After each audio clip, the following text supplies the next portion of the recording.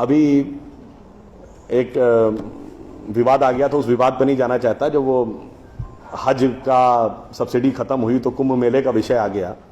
कुंभ मेला हम सब जानते हैं। कुंभ मेले का एक एस्पेक्ट आप लोगों ने कभी ध्यान दिया है? कुंभ मेला कितने साल में एक बार पड़ता है? 12 साल में। 12 साल में एक बार क्यों पड़ता है? क्योंकि वो जुपिटर की साइकिल पर आधारित है। बृहस्पति ग्रह हर 12 वर्ष के बाद अपना एक चक्कर पूरा करके उसी राशि में दोबारा आता है, इसलिए कुंभ मेला 12 वर्ष में एक बार पड़ता है। हजारों सालों से चला आ रहा है, ठीक है।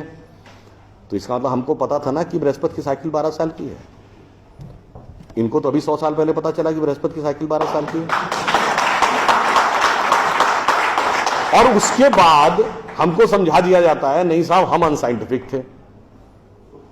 अब आप एक और बड़ी मजेदार बात देख लीजिए। सूर्य ग्रहण और चंद्र ग्रहण पड़ता है तो उसका डेट और टाइम कौन तय करता है? सरकार घोषणा करती है ना, टीवी पे आता है, रेडियो पे आता है, अखबार में आता है। किस बेस पे आता है? नासा की फिजिकल ऑब्जर्वेटरी बताती है कि फलां तारीख को इतने बज के इतने मिनट पे सूर्य ग्रहण या चंद्र ग्रहण पड़ेगा, सोलर इक्लिप्स और ल्यूनर इक्लिप्स। मगर ये बताइए 1950 से पहले तो नासा की ऑब्जर्वेटरी नहीं थी। 1920 में जब अल्बर्ट आइंस्टीन ने रिलेटिविटी की थ्योरी दी, उससे पहले रिलेटिव मोशंस ऑफ प्लैनेट नहीं पता था। सॉरी, 1916 में। 1920 में एडविन हबल एक साइंटिस्ट हुए जिन्होंने एक्सपेंडिंग यूनिवर्स की थ्योरी दी, उससे पहले एक्सपेंशन ऑफ यूनिवर्स नहीं पता था। 1900 में मैक्स प्लैंक साइंटिस्ट हुए जिन्होंने लाइट की क्वांटम की थ्योरी दी, फोटॉन्स वाली, उससे पहले प्रोपगेशन ऑफ लाइट ही नहीं पता था। 1897 में जे टॉमसन ने इलेक्ट्रॉन खोजा, उससे पहले आप मानते थे एटम अनडिविजिबल है। और 1633 में आप ये कहते थे, गैलीलियो को फांसी दे रहे थे इस बात के लिए कि उसने कहा सन रिवॉल्व्स राउंड द अर्थ गलत है। तो भैया आप 380 साल चल के जहां पहुंचे हैं, हमारा पंचांग तो युधिष्ठिर के जमाने से एज इट इज चला आ रहा है 5100 साल। मतलब ये लॉजिक नहीं है, ये तो साइंटिफिक प्रूफ। फिर भी हमें समझाया जाता है कि साहब जो हमने सोचा उस सब हम अनसाइंटिफिक थे, हम गलत थे। बड़ी मजेदार बात है। इन ए स्पैन ऑफ लिविंग जनरेशन 50 साल में, देखिए ये जो अर्बन नक्सल्स थे उन्होंने हमारे दिमागों में क्या क्या भरा और फैक्ट क्या था। 50 साल पहले जिस जिस चीज का मजाक उड़ाया गया वो चीज आज ठीक उसके उलट हो गई। 50 साल पहले कहते थे अरे यार ये अगर खेती करनी है तो mechanised farming, chemical fertiliser use करो। गाय के गोबर से कोई खेती होती है? आदमी चांद पे पहुंच गया, तुम गाय के गोबर पे पड़े हो।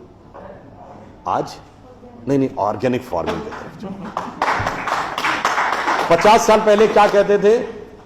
अरे भाई ये जड़ी बूटियों फल पत्ती खाने से कोई इलाज होता है? नीम हकीम खतरा है जान। खाना है तो नई दवाएं खाओ, क्लोसिन, मेटासिन, टेरामाइसिन। आज आप क्या कहते हैं? नहीं, केमिकल नहीं, हर्बल मेडिसिन की तरफ जाओ। ठीक, आज से केवल 50 साल पहले आप ये कहते थे, जब हम कहते थे पेड़ों की रक्षा करो, जंगल की रक्षा करो, पहाड़ की रक्षा करो, कहते थे this is the reminiscence of a primitive tribal civilisation. आज 1992 के रियो डी जेनेरो से लेकर 2009 के कोपेनहेगन से लेकर 2016 के पेरिस तक आप कहते हैं नेचर फ्रेंडली डेवलपमेंट करो। भैया सब कुछ उलटता जा रहा है। जो हमने कहा, जिसका आपने मजाक उड़ाया, वो सब कुछ सही होता जा रहा। अब मैं एक और बात कहूंगा जिसका कि बहुत मजाक उड़ाया गया, शायद हम लोग कभी ध्यान नहीं देते। भारत में यह कहा जाता था कि ज्ञान प्राप्त करना है तो ध्यान लगाओ। संत महात्मा जाके गुफा में ध्यान लगाते थे, पीर फकीर जाके कहते थे इल्हाम हो जाएगा। लोग कहते थे क्या बेवकूफ है, हाउ इज इट पॉसिबल? ऐसा कहीं हो सकता है क्या कि जाके ध्यान लगाया और ज्ञान प्राप्त हो गया? If you want to attain knowledge you must outreach, understand the things, meet the people, visit the place, like what Darwin has done. अब 50 साल बाद मैं आपसे पूछता हूं, आपको न्यूयॉर्क टाइम्स अखबार पढ़ना है तो 2 रास्ते हैं। एक, यहां से दिल्ली से न्यूयॉर्क की फ्लाइट पकड़िए, 16 से 22 घंटे लगेंगे डिपेंडिंग अपॉन योर फ्लाइट, और आज का अखबार कल पढ़िए। और दूसरा है कि मोबाइल पे डाउनलोड करिए खट से और पढ़ लीजिए। क्यों? आपके हाथ में डिवाइस है, जिसने डिवाइस बनाई उसने सॉफ्टवेयर भी बनाया है, और जिसने सॉफ्टवेयर बनाया उसने सपोर्टिंग नेटवर्क भी बनाया है। उसी ढंग से हमारा शरीर एक डिवाइस है, तो इसके अंदर मन, बुद्धि, चित्त, अहंकार और कॉन्शियसनेस एक सॉफ्टवेयर है, और उसका कनेक्टिंग नेटवर्क भी है। बस नेटवर्क से कनेक्ट होना है और सब डाउनलोड है। और अंत में मैं एक उदाहरण दूंगा। सब कुछ कहा जाता था कि पैसे के कारण शोषण हुआ, इसलिए खड़े हो जाओ, लोगों के साथ भिड़ जाओ। हमारे यहां परंपरा में त्याग का महत्व था। हम आपसे पूछें, दो राजा बताइए जो सबसे बड़े महान माने गए भारतीय संस्कृति में, राजा राम और राजा हरिश्चंद्र। दोनों इसलिए कि त्याग किया, इसलिए नहीं कि बड़ा बड़ा इलाका अलेक्जेंडर द ग्रेट की तरह कब्जा कर लिया। अब मैं एक आपको उदाहरण देता हूं, वो त्याग कैसे समाज में रचा बसा था। हमारे पूज्य संतों में से एक हुए संत रविदास, काशी के रहने वाले थे। उनके पास भगवान राम की एक मूर्ति थी। काशी नरेश उनके पास गए, कहा जाता था इतनी सिद्ध मूर्ति है, आप कृपया इसे मुझे दे दीजिए। ऐसी मूर्ति राजा के पास होनी चाहिए राजभवन में, ना कि इसमें मैं इस मूर्ति के वेट का 10 गुना सोना आपको दे दूंगा। उन्होंने मना कर दिया। उन्होंने कहा जी इसके वेट का 100 गुना सोना दे दूंगा। उन्होंने मना कर दिया। तो राजा को थोड़ा क्रोध आ गया। उसने कहा ऐसा है रैदास जी, आज जिस झोपड़ी में रह रहे हैं इसमें जितना सोना आ सकता हो नीचे से ऊपर तक उतना भर लीजिए, उतना मैं आपको देने को तैयार हूं। तो एक बार उनकी पत्नी का मन आया कि भाई ऐसा बढ़िया ऑफर नहीं मिलेगा, अब हमें इस पर विचार कर लेना चाहिए। रैदास ने क्या जवाब दिया? एक मोरो राम नाम धन, एक मोरी आशा, ऊ धन आई है ई चले गई हैं, ना चाहे भगत रैदासा। मना कर दिया। रैदास जी क्या थे? वो जूते बनाते थे, आज की परिभाषा के अनुसार दलित थे। अब आप आइए, संत कबीर जुलाहा थे, आज की परिभाषा के अनुसार ओबीसी। जब उनके बेटे ने भगवान के भजन के बजाय पैसा कमाना शुरू किया तो कबीर ने क्या कहा? उनके बेटे का नाम था कमाल। उन्होंने कहा बूढ़ा वंश कबीर का उपजा पूत कमाल, और हरि का भजना छोड़ के घर ले आया माल। यानी उन्होंने उसको डिस्कार्ड किया। आप त्याग में रह के दिखाएंगे। अब आप आइए, मीराबाई राज परिवार की थी आज के हिसाब से, फॉरवर्ड। और उन्होंने क्या कहा?